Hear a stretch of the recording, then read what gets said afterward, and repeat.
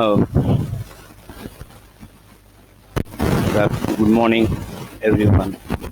Now, today I'm going for an important topic that is nothing but final accounts. Okay, and this final accounts is also known as financial statements. Every businessman, whether he's a small businessman or a big businessman, when he want to see the profit amount or loss amount from his business at the end of the accounting period, he has to stop after 12 months and he has to prepare some statements, and those statements we will call them as final accounts or financial statements.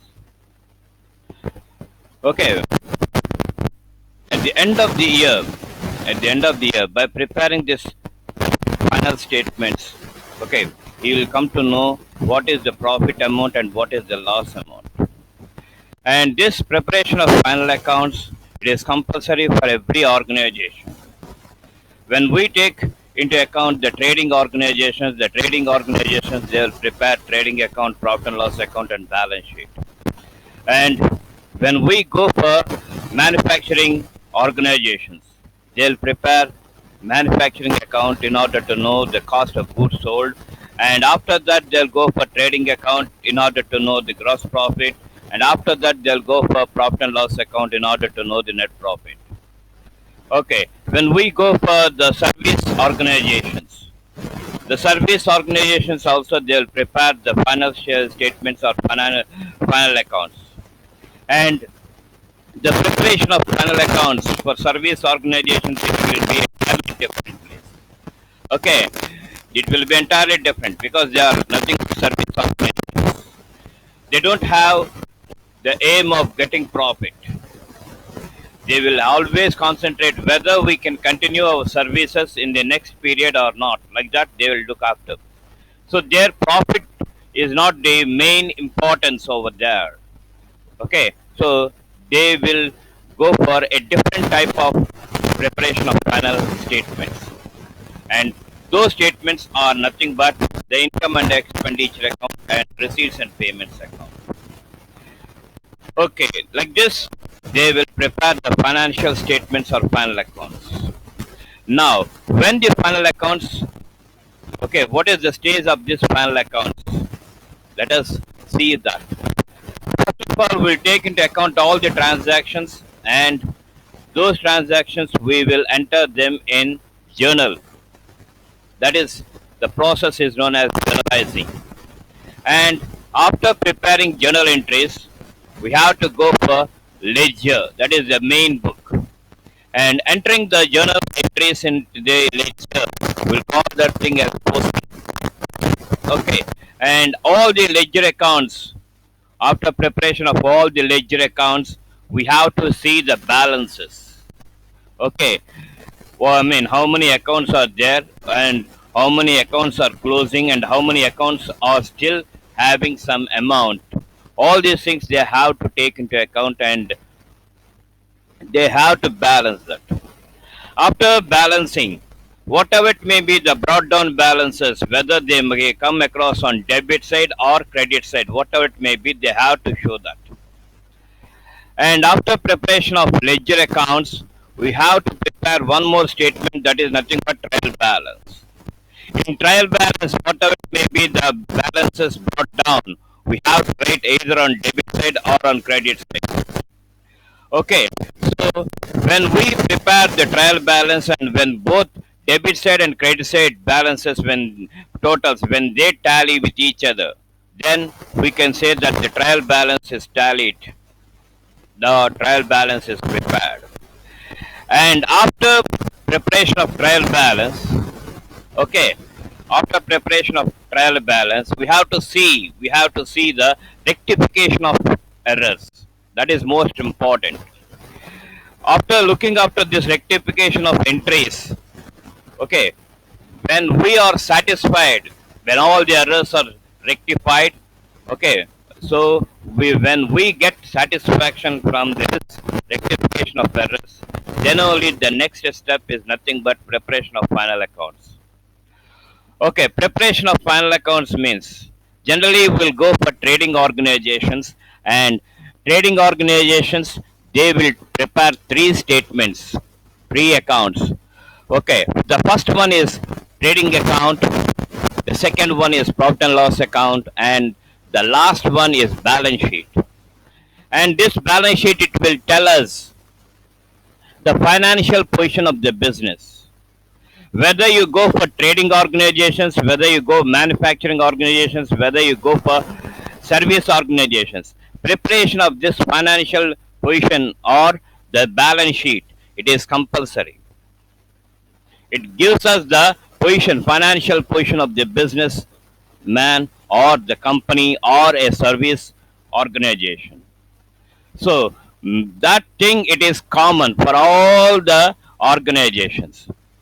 Only the changes that we come across is trading and profit and loss account and manufacturing account, trading account and profit and loss account, and income and expenditure account for service organizations. Like this, you'll come across the differences. Okay. Now, after that, after tallying of this trial balance, after rectification of errors, whatever it may be, then we have to go for these statements. Okay, when we go for these statements, sometimes all the transactions, they will come into this trial balance. There won't be any outstanding transactions. But sometimes we will come across some transactions which are to be posted in that year, and we cannot include them in trial balance. Okay, I mean they will come after preparation of trial balance, but they belong to the same year. When we come across these type of things, we have to show them separately with the name adjustments. And these adjustments we have to do when we are going for this trading account and profit and loss account. Okay, now what are the uses? What are the uses of preparing the final accounts? The uses of preparing the final accounts are: first thing is, we can come to know about the profit or loss on a particular date at the end of the year. Okay, we can come to know. With this preparation of final accounts, we can forecast how we have to do in the next year. That is the thing that we come across.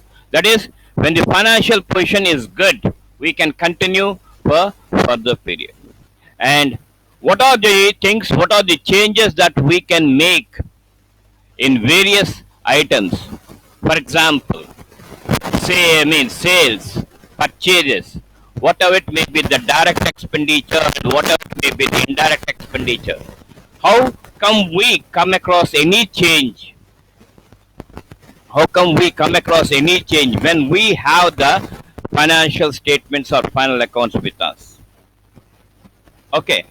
Next, you can be in a position to tell the income tax authorities, sir, we have got this much amount of profit. It is not an abnormal profit. It is just a normal profit. So thereby, when you can be in a position to tell to income tax people, automatically you are telling the thing, the result to the government.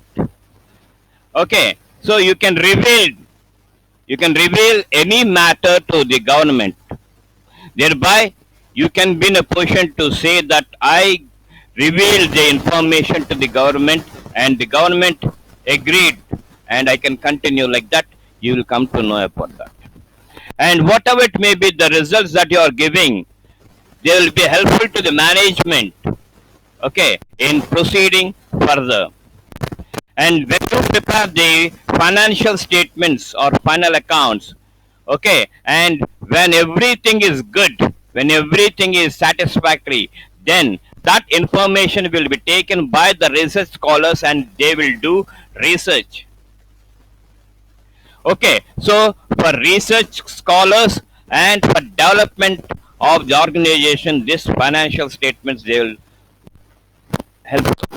And one more thing is, when you want to go to a bank to get a loan, the bank people, they will ask about the financial statement. What is your financial statements?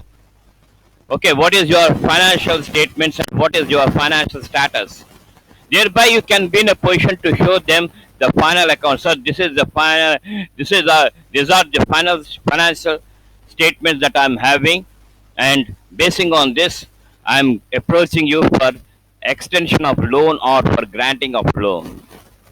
So don't be of that opinion that it will be useful for the only people, organized people.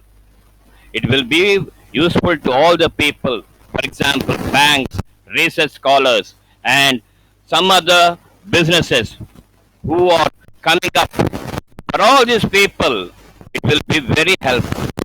So that's why people they will go for preparation of financial statements or final accounts. And another thing is when we are going for financial statements, when we are going for financial statements, it is before going to financial statements, we have to learn and we have to understand what are capital items and what are revenue items. Capital items, okay, we'll come across capital items as well as revenue items before preparation of this final accounts. Was okay. Now coming to capital items. Capital items are those items which will appear or which will come only one time. So capital items they got two types: capital revenue and capital expenditure. Similarly, when you go for revenue, revenue means every day, okay, every day or regular, again and again they'll come. So that type of items we will call them as revenue items. Okay. Now, when we go for capital items, I told that it is capital income and capital expenditure. What is capital income? Okay. When you come across income only one time, that income we will call that thing as capital income. For example, if you want to sell your building, you will sell the building wholly, but not by part by part. Okay, not by part by part. When you are selling the building completely, and whatever may be the income that you are receiving, we can say that it is nothing but capital income. Similarly, when we go for expenditure, whatever may be the expenditure that we come across and whatever it may be, we have to pay only one time. Okay, one time. That is nothing but capital expenditure. For example, if you want to purchase the land, okay, you have to purchase the land completely. For that, you have to pay the registration charges, everything, other charges. Okay, encumbrance, tax amounts, all these things, only one time. So that amount, whatever you are spending, whatever may be the expenditure for you, okay, it is nothing but the capital expenditure. And compulsory you will come across this capital income as well as capital expenditure in your business and when you are going for financial statements or financial accounts. In the same way, you will come across revenue expenses and revenue incomes. What are revenue incomes? Whatever it may be, that income which we come across again and again, it is nothing but revenue income. Revenue income. Okay, when you go for sales, some people they'll say that it is nothing but a capital income only one time. No. It is not like that. Okay, whenever you are selling, whenever you are getting money, so we can say that it is nothing but a revenue income. And a small example I'm going to give you. Suppose when you are giving money to your son for making bus pass every month, then we can say that it is nothing but a revenue expenditure for you and it is a revenue income for your son. Similarly, the pocket money, whatever you are giving to your son every month, it is a revenue expenditure to you and revenue income to your son. So like this, whatever it may be, the income that we are getting regularly without any halt, we'll call that thing as revenue income. Now, what about revenue expenditure? Day-to-day expenditure, or again and again, whatever it may be, the expenditure that you come across, it is nothing but the revenue expenditure. So there is lot of difference between capital income and revenue income. In the same way, capital expenditure and revenue expenditure. Okay. Now, after this, you will have one more thing, that is nothing but deferred revenue expenditure. So what is this deferred revenue expenditure? A heavy expenditure that we come across, which was divided into small segments basing upon the profit that you earn from that expenditure. That is nothing but deferred revenue expenditure. The heavy expenditure, you cannot show that at a time in the accounts, because you won't come across, you don't know what is the profit that you gained or what is the loss that you gained. So what we have to do is, basing upon the profit, basing upon the profit of that, we will segregate that into different segments, and every segment we will take into account in that year. How many years that you will come across the benefit? First of all, you have to note down that. And every year, some portion of that, some segment of that, you have to charge to the profit and loss account. You have to consider that. Thereby, there won't be any problem for your profit amount or loss amount. Mind it. So this is nothing but deferred revenue expenditure. And what are the examples that we come across for this deferred revenue expenditure? The best examples are advertisement. When you are going to give a big advertisement, generally you will see in newspapers, big advertisements. Okay, on the occasion of Diwali and on the occasion of Dasara, they'll give complete pages. So, when you go for this heavy expenditure on advertisement, they will take into account what is the benefit that we are going to get for how many years, and that expenditure with that number of years they will divide, and whatever it may be the portion, whatever it may be the segment that they will come across, they will charge through profit and loss account, and remaining portion they'll keep as an asset. So deferred revenue expenditure, whenever you come across, what is the portion that we have taken, and remaining amount they have to show on the asset side of the balance sheet. So when that expenditure, when it is showing for that number of years, when it is exhausted, then you won't come across any deferred revenue expenditure on the asset side of the balance sheet. So like this, you'll come across deferred revenue expenditure. Okay, not only on advertisement, you will come across on repairs, heavy expenditure on repairs. So this thing, we have to divide, we have to see what is for how many years we are going to get the benefit. For how many years we are going to get the benefit, and what thing, how much amount that we have to charge to the profit and loss account. You have to decide by dividing that expenditure with the number of years.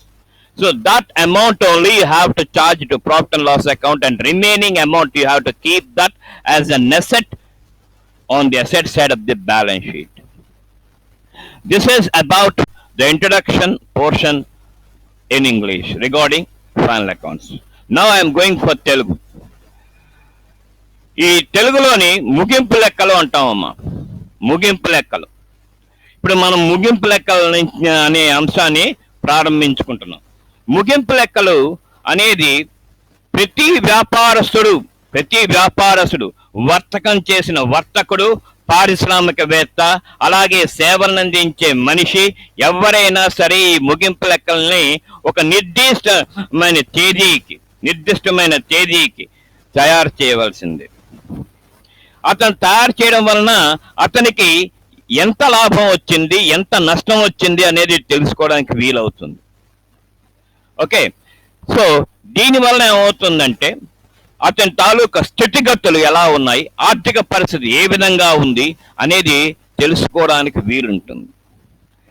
ఇక్కడ వేరు వేరు రకాలుగా ముగింపు లెక్కలు తయారు చేసినప్పటికీ తప్పనిసరిగా ప్రతి వ్యాపారస్తుడు, ప్రతి వర్తకుడు, ప్రతి పారిశ్రామికవేత్త తయారు చేయవలసిందే. తయారు చేయడంలో భిన్నాభిప్రాయాలు ఉంటాయి, భిన్న విధాలుగా వాళ్ళు తయారు చేస్తారు. కానీ తప్పనిసరిగా ఒక తేదీకి మనకి తయారు చేయవలసింది.